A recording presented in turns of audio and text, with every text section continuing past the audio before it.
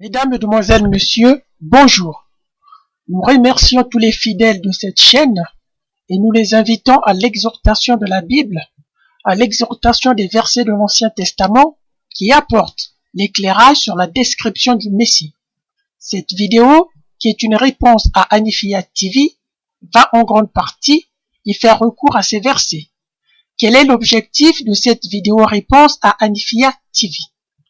Dans leur deuxième vidéo réponse à David Wood intitulée « 3 versets du Coran que tout chrétien devrait connaître », réponse à ce chrétien David Wood, vidéo 2 sur 3, Hanifiyat TV, qui n'a même pas le courage de se présenter sous son vrai patronyme, tente de justifier à partir des versets bibliques que la mort de Jésus et la crucifixion de Jésus ne font pas partie de l'évangile de Jésus. Dans la vidéo de David Wood, qui a fait, bien entendu, l'objet-réponse d'Hanifiyat TV, David Wood dit ceci. Dans le Coran, Allah ordonne aux chrétiens de juger selon l'évangile, voir Coran chapitre 5, verset 47. Et il dit, nous sommes des pervers si nous ne le faisons pas. Évidemment, on ne peut que juger par l'évangile s'ils sont fiables et s'ils ne sont pas falsifiés. Donc, le Coran présume nous avons des écritures authentiques et fiables. Bien entendu, si on obéit à Allah et qu'on juge par l'évangile, on peut dire, si le Coran contredit l'évangile, alors on est forcé de conclure que l'islam est faux. David Wood rappelle que le Coran contredit l'évangile sur la mort de Jésus, car en effet, l'évangile dit que Jésus est mort sur la croix, mais le verset de Coran, chapitre 4, verset 157, dit non. Le Coran nous dit de juger selon l'évangile, et selon l'évangile, le Coran est faux. Fin de citation. Ce dont à quoi Hanifiyat TV répond dans leur vidéo réponse en disant que David Wood est un chrétien qui confond l'évangile de Jésus et les 4 évangiles. Et par un cafouillis, Hanifiyat TV dit que la mort de Jésus, qui est l'objet de différence avec le Coran, ne fait pas partie de l'évangile de Jésus. Mesdames, Mesdemoiselles, Messieurs, cette deuxième réponse d'Hanifiyat TV à destination de David Wood sonne encore le summum de l'incompétence, le manque de rigueur intellectuelle. Vous auriez encore ici une autre preuve qu'on a vraiment affaire à des ignares. Le texte biblique va leur répondre. Comment ont-ils procédé pour démontrer que la mort de Jésus ne fait pas partie de l'évangile de Jésus? Pour résumer, Hanifiyat TV a utilisé le verset de Marc chapitre 1 verset 1, affirmant qu'il s'agit de l'évangile selon Marc, et le verset de Marc chapitre 1 verset 14, affirmant qu'il s'agit cette fois-ci de l'évangile de Jésus. D'autres versets ont été utilisés, puis ils poursuivent en disant le message central de l'évangile de Jésus que parle le Coran est résumé par ce verset. Nous lisons le verset. Voici le premier commandement. Écoute Israël, le Seigneur notre Dieu est l'unique Seigneur, et tu aimeras le Seigneur ton Dieu de tout ton cœur, de toute ton âme, de toute ta pensée et de toute ta force. Voici le second commandement. Tu aimeras ton prochain comme toi-même, et il n'y a pas d'autre commandement plus grand que cela. Marc chapitre 12, versets 29 à 30. Dans cette vidéo, nous allons séparer la vidéo d'Hanifiyat TV en 2 parties. Et chaque partie sera commentée et approfondie par nos soins. Tout de suite, regardons la première partie de la vidéo d'Hanifiyat TV et nous allons nous retrouver tout de suite après pour les commentaires. La vidéo est le deuxième épisode d'une réponse à David Wood sur 3 versets du Coran que tout chrétien devrait connaître. Voici le deuxième verset cité par David Wood. Alors il cite la sourate 5 verset 47 qui dit que les gens de l'évangile jugent selon ce qu'Allah y a fait descendre. Et ensuite il émet les 2 conclusions suivantes. Si le Coran demande d'appliquer les évangiles, c'est qu'ils ne sont pas falsifiés. Et si le Coran contredit les évangiles sur la mort de Jésus, c'est que c'est le Coran qui n'est pas fiable. Nous avons en face de nous un chrétien qui joue sur les mots et qui fait semblant de confondre l'évangile avec les 4 évangiles. Pour comprendre la nuance, il suffit d'ouvrir l'évangile selon Marc au 1er chapitre. Marc 1.1, commencement de l'évangile de Jésus, et pourtant, Marc 1.14, Jésus alla dans la Galilée prêchant l'évangile de Dieu. Donc Marc 1.1, c'est l'évangile selon Marc, de même qu'il existe l'évangile selon Matthieu, selon Luc et selon Jean, qui représentent une biographie de Jésus racontée par des hommes. Alors que Marc 1,14, c'est l'évangile de Jésus, celui qu'il prêchait. Et d'ailleurs, au verset suivant, Marc 1,15, Jésus dit « Repentez-vous et croyez à la bonne nouvelle », c'est-à-dire croyez à l'évangile. Donc là, il s'agit plutôt de l'évangile de Jésus, celui qu'Allah lui a révélé. Mais alors de quel évangile parle la sourate 5 au verset 47 cité par David Wood ? Eh bien, il suffisait, pour trouver la réponse, de lire le verset précédent, sourate 5, verset 46, « Et nous avons envoyé après eux Jésus, fils de Marie, pour confirmer ce qu'il y avait dans la Torah avant lui, et nous lui avons donné l'évangile. » Ainsi, il s'agit de l'évangile qu'Allah a donné à Jésus, car Jésus n'a jamais lu les évangiles selon Matthieu, Marc, Luc ou Jean. Alors bien sûr, une nuance très importante, la mort de Jésus fait partie des 4 évangiles, oui. La mort de Jésus fait partie de l'évangile de Jésus, non. Comme nous allons le voir à l'aide de 3 preuves irréfutables. Premièrement, Jésus annonce sa mort après avoir prêché l'évangile. Marc 1,14, Jésus prêche l'évangile. Marc 1,15, Jésus dit « Croyez à l'évangile ». Et Marc 8,31, alors il commença à leur apprendre qu'il fallait que le Fils de l'homme souffrit beaucoup. Mesdames, Mesdemoiselles et Messieurs, nous allons commencer nos observations avec des versets suivants. Selon les propos d'Anifia TV, le verset de Marc, chapitre 1, verset 1, est un verset qui montre qu'il s'agit de l'évangile de l'auteur Marc. Le verset de Marc, chapitre 1, verset 14 et le verset de Marc, chapitre 8, verset 31 sont des versets qui montrent que Jésus commence à prêcher l'évangile. Le verset de Jean, chapitre 18, verset 20, montre Jésus n'enseigne pas l'évangile dans le secret, c'est donc l'évangile de Jésus dont il s'agit. Et le verset de Marc, chapitre 9, verset 30 à 31, montre Jésus enseigne sa mort dans le secret, et donc la mort de Jésus n'est pas évangile de Jésus. Ces propos d'Anifia TV qui se trouvent dans leurs vidéos se vérifient-ils au regard de la Bible? Nous allons répondre.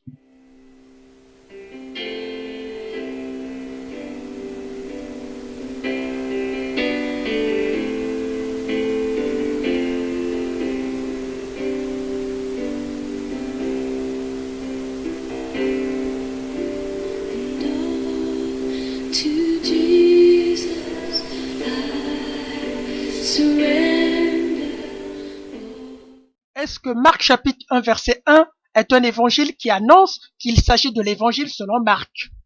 Ce verset de Marc chapitre 1 verset 1 n'annonce en aucun cas qu'il s'agit de l'évangile selon Marc, mais il annonce le commencement de la bonne nouvelle de Jésus. Christ est fils de Dieu, car on peut lire dans ce préambule, commencement de l'évangile de Jésus-Christ, fils de Dieu, Marc chapitre 1 verset 1. Or, tout de suite après, en Marc chapitre 1 verset 2, le verset rappelle la prophétie d'Ésaïe, ce qui veut dire l'évangile de Jésus concerne tous les actes, de sa naissance à sa résurrection, de l'annonciation de Gabriel à Zacharie, à l'annonciation de Gabriel à Marie. Tous ces actes venant du ciel ou décidés par les ciels sont évangiles. C'est le message du préambule de l'évangile de Marc, allant de Marc chapitre 1 verset 1 à Marc chapitre 1 verset 2. Que tous les actes posés par Jésus ou par d'autres acteurs de l'époque de Jésus sont évangiles. Et parmi les actes qui ne sont pas posés par Jésus et qui sont évangiles ou bonnes nouvelles, on retrouve le baptême de repentance en rémission de péché de Jean-Baptiste, qui prépare la venue de Jésus, voir Jean chapitre 3 verset 30, comme il a été prophétisé par des prophètes sur la venue du Messie, voir Malachie chapitre 3 verset 1. L'acte posé par Jean-Baptiste est prophétisé dans l'Ancien Testament et réalisé dans le Nouveau Testament. Nous rappelons que c'est les jours du baptême de Jésus que Jésus reçoit l'onction du Christ et le titre de fils de Dieu venant du ciel. Les cieux sont ouverts et Jésus voit l'Esprit Saint descendre sur lui comme une colombe et entend la voix du Père. C'est le soutien divin qui lui est ainsi confirmé. Jésus ce jour-là fut oint et scellé du Saint-Esprit, comme le fait remarquer le verset de Marc chapitre 1 verset 9. Celui-ci est mon fils unique, en toi j'ai mis toute mon affection. À ce stade, Jésus n'a pas encore commencé à enseigner. Je rappelle que la repentance en rémission de péché de Jean-Baptiste est au cœur de l'évangile et au cœur de la foi chrétienne. Alors, Anifia TV, répondez. Le baptême de repentance en rémission de péché de Jean-Baptiste fait partie de la parole de Dieu ou pas? Jésus n'a pas encore commencé à enseigner à ce stade. Anifia TV, répondez. Le baptême de repentance en rémission de péché de Jean-Baptiste fait partie de l'évangile ou pas? Vous voyez, mesdames, mesdemoiselles, messieurs, comment le texte biblique démontre que les membres du groupe Anifia TV sont des ignorants, des vrais ignorants. Maintenant, on va aborder le deuxième verset soulevé par Anifia TV, le verset de Marc chapitre 1 verset 14.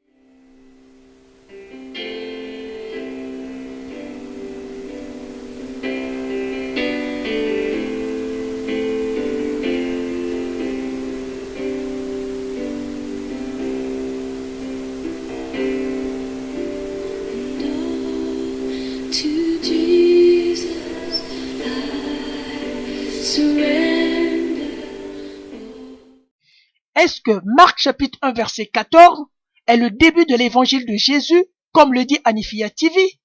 Nous disons non, et nous allons le démontrer.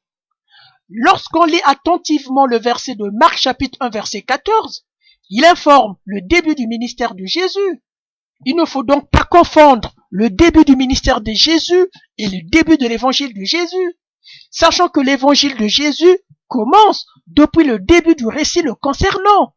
Ceci est l'esprit ou l'exégèse du livre de Marc, en Marc chapitre 1 verset 1 et Marc chapitre 1 verset 2, confirmé par d'autres livres qui parlent de l'évangile de Jésus. Le préambule est clair. Commencement de l'évangile de Jésus-Christ, Fils de Dieu. Marc chapitre 1 verset 1, puis enchaîne avec le rappel de la prophétie d'Ésaïe. Tandis que Marc chapitre 1 verset 14 enseigne le début du ministère de Jésus. C'est ce que dit la Bible. La Bible ne dit pas autre chose. Anifia TV, n'inventez pas des choses qui ne sont pas dites dans la Bible. Par conséquent, Marc chapitre 1 verset 1 est le début de l'évangile. Et le verset de Marc chapitre 1 verset 14 n'est pas le début de l'évangile de Jésus, mais le début du ministère de Jésus. L'évangile de Jésus commence bien avant le début du ministère de Jésus. Pour Anifia TV, les auteurs de la Bible sont des inconnus, alors que l'auteur de l'évangile selon Marc, duquel ils puisent leurs exemples pour faire leurs vidéos, ils puisent leurs exemples sur des versets, est ce Jean appelé Marc, dont nous parle le livre des Actes, en Actes chapitre 15 verset 37, qui avait manqué dans son service quand il avait accompagné Paul et Barnabas dans leur premier voyage missionnaire et qui par la suite était devenu entre eux un sujet de discorde. Le livre des Actes des Apôtres montre le cheminement des disciples de Jésus, ces témoins oculaires qui sont en collaboration étroite avec Marc. Ainsi, il est normal que Marc écrive son évangile sous l'autorité des apôtres. Pourquoi dire que Marc est un auteur inconnu? Ça n'a aucun sens. Il faut être insensé de le dire. Il est connu des apôtres. Il passe sa vie dans la foi des Écritures avec les apôtres. Par quel miracle devient-il un auteur inconnu? Inconnu de qui? Des apôtres ou de notre époque? Vous voyez, il n'y a que de l'imbécilité et de l'imbécilité dans le raisonnement des membres d'Anifia TV. Maintenant, nous allons examiner un autre verset soulevé par Anifia TV, le verset de Marc, chapitre 8, verset 31.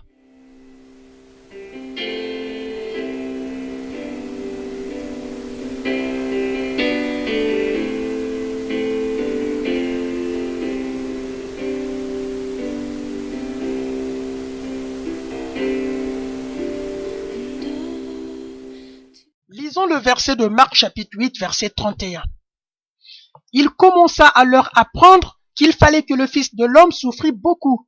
Marc chapitre 8, verset 31. Si nous lisons ce récit depuis le verset 30 jusqu'au verset 31, on constate que Jésus se retire loin de la foule et instruit ses disciples de sa mort et de sa résurrection prochaine. C'est le prochain grand événement du plan divin que Jésus commence à présenter pour préparer l'esprit de ses disciples à cet événement, qui aura également pour participation et pour assistance le Père. Mais pour ce grand événement du plan divin, Hanifiya TV commente. Écoutons-les. Deuxième preuve, Jésus envoie ses disciples prêcher la bonne nouvelle, comme on le voit en Luc 9, 6. Mais les disciples n'arrivaient pas à comprendre la mort de Jésus, comme on le voit en Marc 9, 32. Mais les disciples ne comprenaient pas cette parole et ils craignaient de l'interroger. De même, il est dit en Luc chapitre 9, verset 45. Mais les disciples ne comprenaient pas cette parole, elle était voilée pour eux, afin qu'ils n'en eussent pas le sens, et ils craignaient de l'interroger à ce sujet. Également, toujours dans Luc chapitre 18, verset 34, mais ils ne comprirent rien à cela, c'est-à-dire par rapport à la mort de Jésus. C'était pour eux un langage caché, des paroles dont ils ne saisissaient pas le sens. Donc comment Jésus, qui a envoyé ses disciples prêcher l'évangile, aurait-il pu leur demander de prêcher également une mort dont ils n'ont rien compris? Que nous démontre en réalité le texte biblique à propos de l'enseignement de Jésus sur sa mort non comprise par ses disciples. Pourquoi les disciples de Jésus n'avaient pas compris la mort de Jésus? Cette incompréhension vient délibérément de Jésus. Nous allons l'expliquer. Suivons-nous attentivement. Dans Matthieu chapitre 16, versets 15 à 16, on peut lire ceci. S'adressant aux disciples, Jésus leur dit, « Et vous, qui dites-vous que je suis ?» Et Pierre répondant lui dit, « Tu es le Christ. » Et il leur défendit expressément de dire cela de lui à personne. Matthieu chapitre 16, versets 15 à 16. C'est alors que Jésus parle de sa mort qu'il subirait lui-même à la place des coupables, afin que Dieu puisse accomplir ses pensées de grâce envers le peuple juif et le peuple païen. Et il commença à les enseigner en disant ceci. Il faut que le Fils de l'homme souffre beaucoup et qu'il soit rejeté des anciens et des principaux sacrificateurs et des scribes et qu'il soit mis à mort et qu'il ressuscite après 3 jours. Matthieu chapitre 16, verset 31. Donc ici, dans ce verset, Jésus est clair car il dit, il faut que le Fils de l'homme soit mis à mort et qu'il ressuscite après 3 jours. Mais à ce moment-là, les disciples étaient incapables de le comprendre, de comprendre le langage clair tenu par Jésus. Pourquoi? Parce que leur esprit était encore rempli de l'attente de la venue d'un royaume visible, comme tous les Juifs de cette époque. C'est ainsi qu'ils étaient incapables de concevoir toute idée qui viendrait contredire cela. C'est pourquoi, dans Luc chapitre 18, verset 31, Luc souligne que ce langage était caché, puisque ce langage ne concernait pas un royaume physique. Ils s'attendaient qu'on leur dise, le royaume du Christ va s'établir maintenant sur terre, afin qu'ils règnent ensemble. C'est pourquoi. D'ailleurs, pendant le trajet qui les mène à Capernaum, ils se mettent à discuter entre eux pour savoir qui serait le plus grand dans le royaume de Jésus. Au lieu de cela, Jésus leur apprend qu'il va souffrir beaucoup et être mis à mort. Aussi, entendant ces paroles, Pierre prend Jésus à part pour le reprendre. Mais Jésus, se retournant et regardant ses disciples, reprit Pierre, disant, « Va arrière de moi, Satan, car tes pensées ne sont pas aux choses de Dieu, mais à celles des hommes. » Matthieu chapitre 16, versets 32 à 33. Pierre jugeait à la façon humaine. Il pensait selon la chair et non selon l'esprit. Donc Jésus était clair dans son langage. Il avait parlé clairement de sa mort et de sa résurrection à ses disciples. Mais ces derniers ne l'avaient pas bien compris, car ils s'attendaient du royaume physique de Jésus, alors que le royaume de Jésus est spirituel. Donc s'attarder par le fait que les disciples de Jésus n'ont jamais compris l'enseignement de Jésus sur la mort et sur la résurrection montre qu'Hanifiya TV sont loin de comprendre la Bible, sont loin de la spiritualité. Hanifiya TV utilise 2 autres versets bibliques. Le verset de Luc chapitre 9 verset 9 et le verset de Marc chapitre 9 verset 32.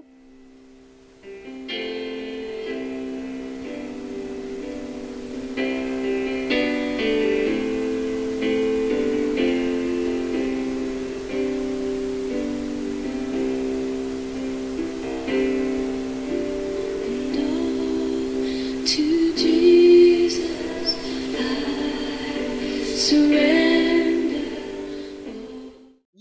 deux versets retenus par Hanifia TV, en commençant par Luc chapitre 9, verset 9. Nous lisons. Ils partirent et ils allèrent de village en village, annonçant la bonne nouvelle et opérant partout des guérisons. Et dans un autre verset de Marc chapitre 9, verset 32, nous lisons. Mais les disciples ne comprenaient pas cette parole et ils craignaient de l'interroger. Hanifia TV dit à propos de ces deux versets, le fait que les disciples sont envoyés d'enseigner l'évangile signifie qu'il s'agit de l'évangile de Jésus. Et ce qui vient après n'est plus évangile de Jésus. Par exemple, la mort de Jésus. Tout le reste d'enseignement à partir de la mort de Jésus ne fait pas partie de l'évangile de Jésus. Si ce raisonnement d'Hanifia TV est tiré des versets du Coran, il y a tout lieu de croire que le Coran serait un livre écrit par des faussaires qui avaient des connaissances assez vagues sur la Bible. Or, pour que l'évangile de Jésus soit clos, il faut que Jésus ne soit plus vivant parmi ses contemporains. C'est l'esprit du préambule de Marc, dans Marc chapitre 1 verset 1, accolé à Marc chapitre 1 verset 2. C'est dans ce sens que les actes des apôtres, après la mort de Jésus, ne sont pas évangiles, mais des explications de l'évangile et de l'organisation des églises. On rappelle, après que les disciples soient envoyés à répandre la bonne nouvelle, le texte biblique montre que Jésus continuait à enseigner dans sa mort, sa trahison, sa crucifixion et sa résurrection. Et tous ces enseignements constituent les actes de Jésus. Et tous ces actes de Jésus sont évangiles. Nous allons le démontrer. Nous allons démontrer que tous les actes de Jésus sont évangiles, en s'appuyant, mesdames, mesdemoiselles, messieurs, sur des similitudes entre les prophéties de l'Ancien Testament et la mort, la crucifixion, la résurrection de Jésus. Mesdames, mesdemoiselles, messieurs, le moment est arrivé de faire des similitudes entre les prophéties de l'Ancien Testament et la mort, la crucifixion, la résurrection de Jésus, pour déduire si ces actes font partie de la parole de Dieu ou pas, si ces actes sont évangiles ou pas. Car selon Hanifia TV, ces actes ne font pas partie de l'évangile de Jésus, mais de l'évangile selon Marc, selon Matthieu, selon Luc et selon Jean.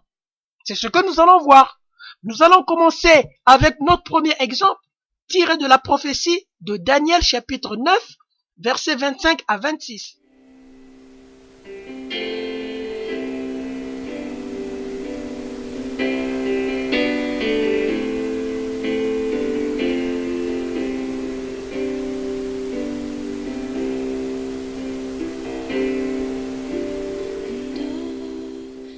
Lisons le passage de Daniel chapitre 9, versets 25 à 26.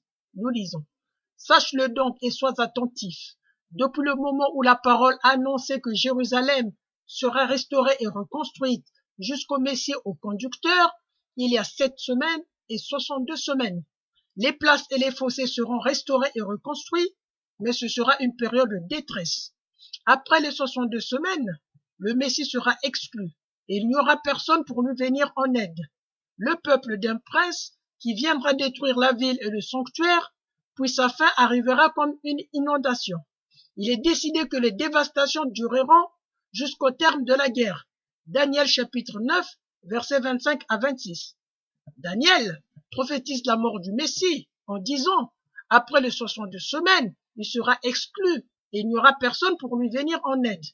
Notre but ici n'est pas de faire l'exégèse de ce passage, mais de vous montrer uniquement des similitudes avec Jésus. Pour comprendre cette prophétie, il faut faire l'exégèse en remontant au verset précédent de Daniel 9 chapitre 23 et en descendant au verset postérieur de Daniel 9 chapitre 27. La prophétie de Daniel 9 chapitre 25 à 25 correspond à 3 choses au total. Voici les similitudes. Le Messie sera exclu et il n'y aura personne pour lui venir en aide. On sait que le Messie a été exclu et retranché, comme le révèle l'apôtre Jean. La lumière est venue chez les siens et les siens ne l'ont point reçue. Jean chapitre 1 verset 11. Dans 7 semaines et 62 semaines, à partir du règne d'Artaxerxès, le Messie sera retranché ou exclu.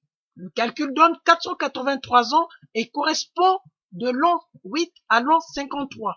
On sait que l'an 8 à l'an 53 est la période qui inclut la période dans laquelle a vécu Jésus. Le peuple d'un prince qui viendra détruire la ville et le sanctuaire, puis sa fin arrivera comme inondation. On sait que la ville et le temple ont été détruits par les Byzantins. Jésus est donc le Messie prophétisé de Daniel chapitre 9 versets 25 à 26. Daniel a prophétisé le Messie concernant la description de sa vie, la période de son existence et la destruction de Jérusalem.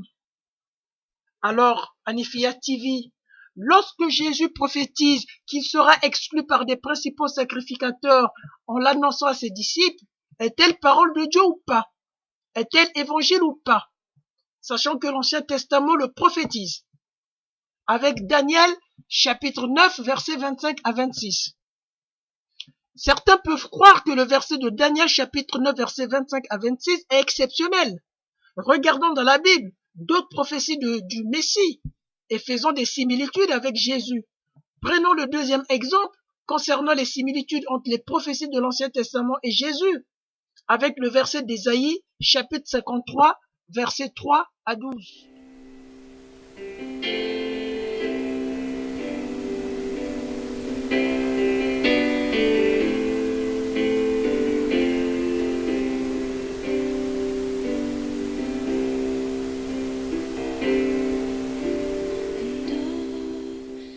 Lisons Ésaïe 53, du verset 3 au verset 5.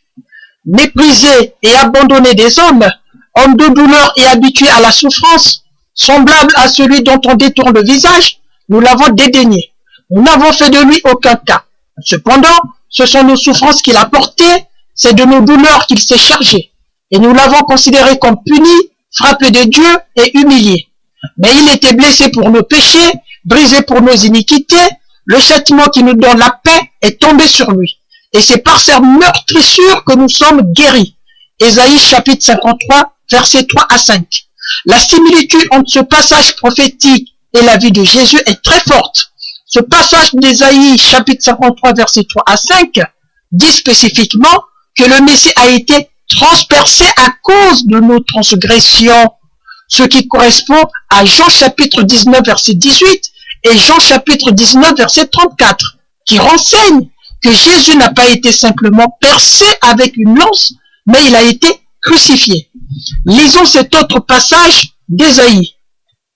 Nous étions tous errants comme des brebis, chacun suivait sa propre voie, et l'Éternel a fait retomber sur lui l'iniquité de nous tous. Il a été maltraité et opprimé, il n'a point ouvert la bouche, semblable à un agneau qu'on mène à la boucherie, à une brebis muette devant ceux qui l'attendent.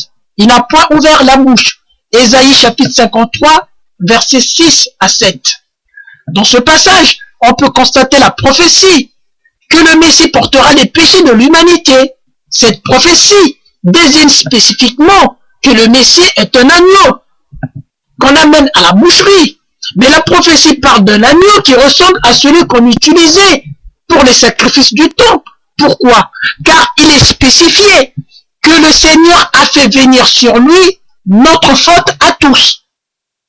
Alors, Hanifiyya TV, vous qui soutenez que tout ce qui est à partir de la mort de Jésus n'est pas évangile, alors la rédemption prophétisée dans Ésaïe chapitre 53, versets 6 à 7, fait partie de la Bible ou pas? Fait partie de la parole de Dieu ou pas? Fait partie de l'Ancien Testament ou pas? La rédemption enseignée par Jésus-Christ fait partie de l'évangile ou pas? Répondez! Répondez! Poursuivons avec le passage suivant. Ésaïe chapitre 53, verset 10 à 10. Verset 10 à 12, pardon. Nous lisons. Il a plu à l'Éternel de le briser par la souffrance. Après avoir livré sa vie en sacrifice pour le péché, il verra une postérité et prolongera ses jours. Et l'œuvre de l'Éternel prospérera entre ses mains. À cause du travail de son âme, il rassasiera ses regards. Par sa connaissance, mon serviteur juste justifiera beaucoup d'hommes et se chargera de leur iniquité. C'est pourquoi je leur donnerai sa part avec les grands. Il partagera le butin avec les puissants, parce qu'il s'est livré lui-même à la mort et qu'il a été mis au nombre des malfaiteurs, parce qu'il a porté les péchés de beaucoup d'hommes et qu'il a intercédé pour les coupables. Ésaïe chapitre 53, verset 10 à 12. Ici, la prophétie revendique que l'Éternel a brisé par la souffrance du Messie, ce qui revêt le plan de Dieu sur la souffrance que vivra le Messie. La prophétie révèle également qu'il s'est lui-même livré à la mort, qu'il a porté les péchés de beaucoup d'hommes et qu'il a intercédé pour les coupables. Alors, Hanefia TV, le Messie qui a porté nos péchés et qui intercède pour nous les pécheurs, prophétisé dans Ésaïe chapitre 53 versets 10 à 12, fait partie de la parole de Dieu ou pas? Fait partie de l'Ancien Testament ou pas? L'intersection de Jésus pour les croyants et la rédemption font partie de l'évangile ou pas? Répondez. Selon vous, c'est pas de l'évangile. Est-ce que ça fait partie de l'Ancien Testament ou pas? Est-ce que ça fait partie de la parole de Dieu ou pas? Sachant que l'évangile, c'est la parole de Dieu. Mesdames, Mesdemoiselles, Messieurs, nous allons finir nos comparaisons entre l'Ancien Testament et Jésus avec l'énigme de la prophétie du psaume 22, qui révèle aussi des similitudes frappantes avec les récits de la crucifixion. Le psaume 22 a été écrit par le roi David il y a quelques 1000 ans avant Jésus-Christ, et la crucifixion de Jésus, elle a eu lieu vers l'an 30. Vous voyez la distance entre les deux. Par exemple, nous trouvons des détails tels que le fait que ces vêtements seraient à la fois partagés. Ils prirent ces vêtements et en firent 4 parts, une pour chacun d'eux. Et cette prophétie est réalisée en Jean chapitre 19 verset 23, Matthieu chapitre 27 verset 35, Marc chapitre 15 verset 24, Luc chapitre 23 verset 30. Mais ça a été prophétisé dans Psaume 22 verset 19. Que de tels détails puissent correspondre aussi précisément avec le psaume 22 et la crucifixion de Jésus doit étonner de nombreuses personnes, car ayant été écrit avant l'invention de la crucifixion, lorsque ça a été écrit, la crucifixion n'existait pas dans le monde. Le psaume 22 donne une description détaillée des mains et pieds percés, les os brisés, alors que la victime était suspendue au bois. C'est le psaume 22 qui donne ces descriptions. Le psaume 22 parle aussi du fait d'être percé dans le verset suivant. Nous lisons.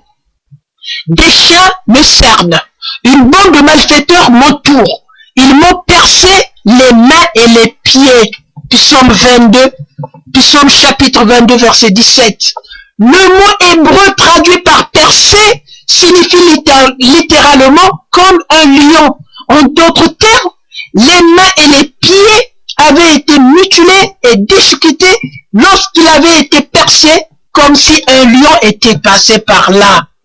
Le fait que Jésus soit transpercé sur la croix dans Jean chapitre 19 verset 34 est également indiqué dans le passage suivant de Psaume chapitre 22 verset 20 à 20. Verset 20 à 22, nous lisons. Mais toi, Seigneur, ne reste pas si loin. Oh, ma force, à l'aide. Fais vite. Sauve ma vie de l'épée et ma personne des pattes du chien. Arrache-moi à la gueule du lion et aux cornes des bœufs. Psaume chapitre 22, verset 20 à 22.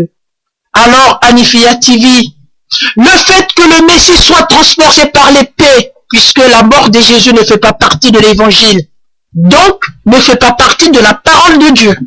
Le fait que le Messie soit transpercé par l'épée, comme dans la prophétie de Psaume chapitre 22 verset 17, et percé avec une épée, et percé les mains et les pieds, comme dans la prophétie de Psaume chapitre 22 verset 21, est parole de Dieu ou pas?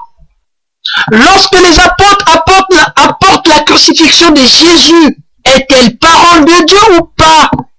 Est-elle évangile ou pas? Prenons un autre passage du même récit qui fait la similitude cette fois-ci sur le cri du Messie avant de s'abandonner. Le cri du Messie, c'est-à-dire 1000 ans avant, on a prophétisé le cri du Messie. Nous lisons. Dans Matthieu chapitre 27 verset 48, il est écrit « Mon Dieu, pourquoi m'as-tu abandonné ?»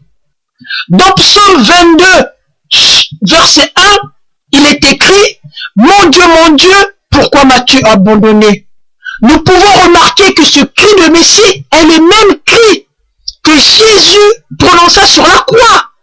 Le cri du psaume chapitre 22 verset 1 qui prophétise le cri du Messie, c'est le même cri, mot pour mot, employé par Jésus sur la croix et fut suivi plus tard de notre cri, Père, entre tes mains, je remets mon esprit. Alors, Anifia TV, la mort de Jésus ne fait pas partie de l'évangile, s'il vous plaît. Le cri du Messie prophétisé dans Psaume chapitre 22 verset 1 est-il parole de Dieu ou pas? Lorsque les apôtres annoncent ce cri prononcé par Jésus sur la croix, est-ce la parole de Dieu ou pas? Les apôtres l'apportent dans les évangiles. Est-ce la parole de Dieu ou pas? Est-ce que c'est l'évangile ou pas? Ce n'est pas tout. Pour finir, nous disons ceci. L'évangile de Jean ajoute: de l'eau et du sang sont sortis de son côté lorsque la lance l'a transpercé. Jean chapitre 19 verset 34. Mais ceci a été prophétisé dans Psaume chapitre 22 verset 15. Nous lisons: mon cœur est pareil à la cire, on dirait qu'il se fond en moi. La mort de Jésus est réalisée dans ce passage. Marc chapitre 15 verset 37. Mais Jésus poussa un grand cri et expira. Ça, c'est la mort de Jésus. Mais prophétisé dans l'Ancien Testament, dans le verset de Psaume chapitre 22 verset 16, nous lisons: tu me fais tourner à la poussière de la mort. Donc ça, c'est le Messie. Tu me fais retourner à la poussière de la mort. En conclusion, mesdames, mesdemoiselles, messieurs, après avoir indiqué les similitudes prophétiques de l'Ancien Testament avec la mort de Jésus-Christ, depuis la passion et sa mort, la question que nous posons à Anifia TV. Anifia TV, toutes ces similitudes entre l'Ancien Testament et la mort de Jésus, la crucifixion de Jésus, la résurrection de Jésus, sont paroles de Dieu ou pas? Toutes ces similitudes entre l'Ancien Testament et Jésus sont évangiles ou pas? L'évangile est-il parole de Dieu ou pas? Est-ce que l'évangile ne s'arrête que par son enseignement avant sa mort, ou bien pendant sa mort et également après sa mort? C'est la question auquel vous devriez répondre. La description de la mort de Jésus et de son enseignement sur cette mort sur la croix, sous la plume de ceux qui ont écrit l'évangile, se réfère à ces similitudes prophétiques. Or, ces similitudes prophétiques sont inspirées par Dieu auprès du roi David, auprès d'Ésaïe, ainsi de suite, auprès de Daniel. Ces similitudes ont donc une force, une légitimité, une autorité comme parole de Dieu. Comme parole de Dieu. Ce qui équivaut à dire que Dieu avait inspiré les prophètes de l'Ancien Testament des centaines d'années avant la vie du Messie pour prédire les détails de sa vie et de sa mort, de sorte que nous sachions que tout cela a été prévu dans le plan de Dieu. Et le plan de Dieu, inspiré chez les prophètes, est la parole de Dieu. Anifia TV, le plan de Dieu inspiré par ses prophètes, inspiré à ses prophètes, est la parole de Dieu. Le plan de Dieu est la parole de Dieu. Le plan de Dieu se trouve dans l'Ancien Testament. Le plan de Dieu se trouve dans le Nouveau Testament. Le plan de Dieu est la parole de Dieu. Le plan de Dieu est l'évangile. Ainsi, c'est tellement simple de comprendre que finalement, l'enseignement prophétique de Jésus sur sa mort, la mort de Jésus, la rédemption, la résurrection, sont non seulement dans le plan de Dieu, également, elles sont la parole de Dieu prophétisée dans l'Ancien Testament. Et les prophètes est décrit par les apôtres dans le Nouveau Testament, comme l'évangile. Si cette mort de Jésus, annoncée par Jésus lui-même, est la parole de Dieu déjà prophétisée, cette mort est donc l'évangile annoncé par Jésus. Car l'évangile est la parole de Dieu annoncée par Jésus. Mesdames, mesdemoiselles, messieurs, voilà comment l'exégèse de la Bible nous permet de déterminer que la mort sur la croix enseignée par Jésus est une prophétie, certes, une prophétie déjà prophétisée par des prophètes, certes, mais la mort de Jésus est bel et bien évangile ou parole de Dieu. Donc, dire ou croire que le groupe Anifia TV, dire ou croire comme le groupe Anifia TV, que la mort de Jésus ne fait pas partie de l'évangile de Jésus est une idiotie, une aberration, une falsification de la Bible. Seuls les ignorants en sont capables. Le groupe Anifia TV, ce groupe est composé des ignorants en puissance. En attendant le défi que je les avais proposé de me répondre sur la première partie consacrée à démontrer leur idiotie, un nouveau défi est lancé à Anifia TV, ici, d'avoir les couilles de me répondre au mieux de m'inviter à un débat vidéo. Mesdames, mesdemoiselles, messieurs, tous les apologistes musulmans, pour l'instant, je n'ai pas encore trouvé d'exception allant bien de Karim Hanifi jusqu'à Abdul Madid. Ils étalent tous du mensonge ou de l'ignorance biblique. Je le précise, ce sont des faux érudits. Maintenant, regardons la deuxième partie de leur vidéo où ils disent que le verset de Matthieu chapitre 22 verset 40 est le message central de l'évangile de Jésus appelant à l'unicité de Dieu. Mais finalement, l'évangile de Jésus, c'est quoi? Eh bien, Jésus l'a résumé en Marc chapitre 12, versets 29 à 31. Lorsqu'un homme lui a demandé quel était le plus grand commandement, Jésus a répondu: « Écoute Israël, le Seigneur notre Dieu est l'unique Seigneur, et tu aimeras le Seigneur ton Dieu de tout ton cœur, de toute ton âme, de toute ta pensée et de toute ta force. Voici le second, tu aimeras ton prochain comme toi-même. Il n'y a pas d'autre commandement plus grand que cela. » Et de même en Matthieu 22, 40, Jésus dit: « De ces deux commandements dépendent toute la loi et les prophètes. » Donc là, on a le résumé de l'évangile de Jésus.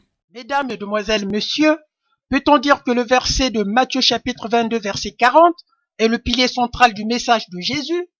Dans le verset de Matthieu chapitre 22, verset 40, Jésus rappelle le commandement de l'Éternel tiré des 10 commandements de Dieu. Et Jésus rajoute à ce commandement un deuxième qui est l'amour du prochain. Ici, Jésus nous invite à ne pas oublier ces commandements qui sont à la base de la foi, l'adoration, la louange, la croyance. Tout ceci sont les œuvres de la foi. Ces commandements font partie de la parole de Dieu et donc font partie de l'évangile. Ils sont intégrés dans les œuvres de la foi et nous conduisent dans le plan divin de la mort de Jésus, de la crucifixion de Jésus et de la résurrection de Jésus.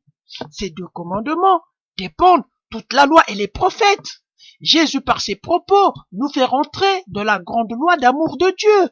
Dans ce sens, lorsque nous appliquons le premier commandement qui fait partie des œuvres de la foi, plus l'amour du prochain, nous appliquons toute la loi et les prophètes.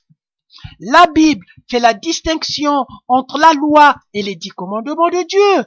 La loi a été inspirée à Moïse uniquement pour les enfants d'Israël, afin qu'ils soient disciplinés et servent d'exemple devant les païens. Et les 10 commandements de Dieu est l'œuvre directe de Dieu sur une tablette à destination de Moïse. Pour comprendre la définition de la loi et les prophètes, lisons le verset suivant. Ne croyez pas que je sois venu pour abolir la loi ou les prophètes. Je suis venu non pour abolir, mais pour accomplir, car je vous le dis en vérité, tant que le ciel et la terre ne passeront point, il ne disparaîtra pas de la loi un seul iota ou un seul trait de la lettre, jusqu'à ce que tout soit arrivé. Matthieu chapitre 5 verset 17. L'expression jusqu'à ce que tout soit arrivé nous ramène jusqu'à la fin des temps. Dans ce passage, remarquez, abolir est mis en opposition avec accomplir. Je ne suis pas venu pour abolir, veut dire, Jésus n'est pas venu pour s'opposer à la loi et les prophètes. Je suis venu pour accomplir, veut dire, Jésus n'est pas venu empêcher l'accomplissement de la loi et les prophètes sur sa personne. Dans ce sens, il respectait la loi, il aimait la loi, il obéissait à la loi. Jésus a été l'exemple d'une personne intègre, une personne sans péché. La loi n'a pas pu l'atteindre du moment où il n'a pas affiché un défaut quelconque. Ainsi, lorsque l'on respecte les 2 commandements enseignés par Jésus, il regroupe toute la loi, car par son application, la loi ne peut atteindre le croyant. C'est ainsi que la loi est valable jusqu'à la fin des temps, car Jésus dit, il ne disparaîtra pas de la loi un seul iota ou un seul trait de la lettre. En effet, jusqu'à la fin des temps, les 613 interdictions et autorisations de la loi de Moïse nous rappelleront le péché à ne pas commettre.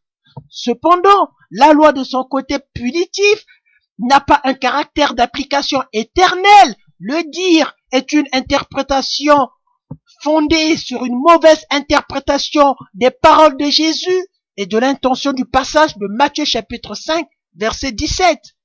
Pour résumer, lorsque les 2 commandements signalés par Jésus sont respectés, toute la loi et les prophètes qui rappellent le péché sont systématiquement respectés.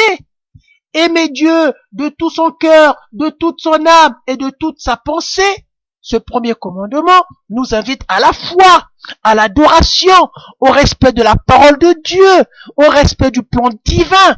Ceci participe aux œuvres de la foi, dont la mort, la crucifixion et la résurrection de Jésus. Aimer son prochain comme soi-même. Ce 2e commandement nous invite à l'amour du prochain. C'est une épreuve pour le croyant. Si on n'aime pas soi-même, on ne peut pas aimer son prochain. Si on n'aime pas soi-même, on ne peut pas aimer Dieu. Pour cela, voir le verset 1 Jean chapitre 4 verset 20. Ceci participe à la droiture qu'on a envers la société, envers son prochain. Ceci participe à l'honnêteté qu'on a envers la loi, envers son prochain, afin de ne pas tomber dans le péché et sous la loi. Nous ne comprenons pas le reproche sur l'unicité de Dieu fait par Hanifiyat TV aux chrétiens, dans la mesure où les chrétiens respectent ces 2 commandements.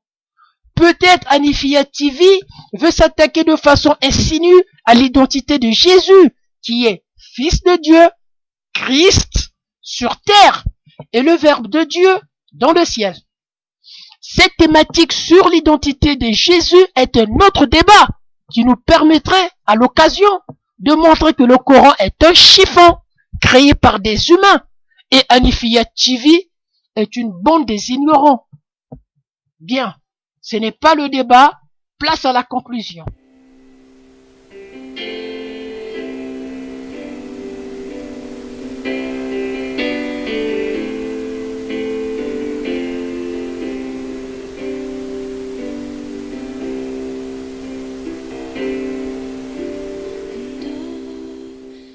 Finalement, que conclure?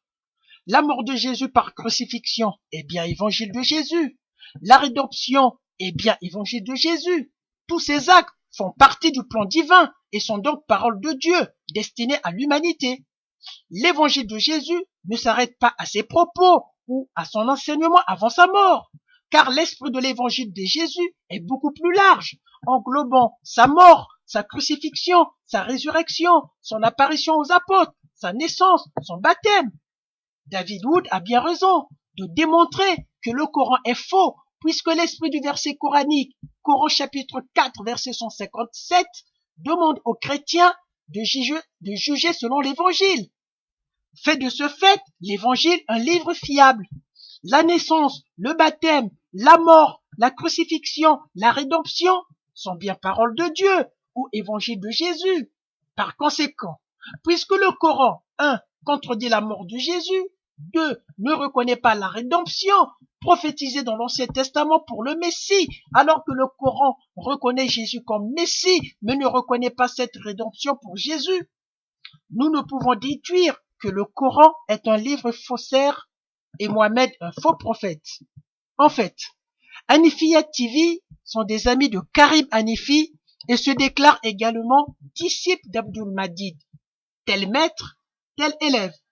Cette vidéo est une chance pour Abdul Majid qui tirerait des leçons de ne pas commettre les mêmes erreurs que ses propres élèves. Tel maître, tel élève. Ces idées-là viennent probablement d'Abdul Majid. Sur ces versets bibliques soulevés par ses élèves, Abdul Majid est un fugitif qui ne veut pas confronter les chrétiens de mon niveau. Musulmans, simplifiez-vous la vie.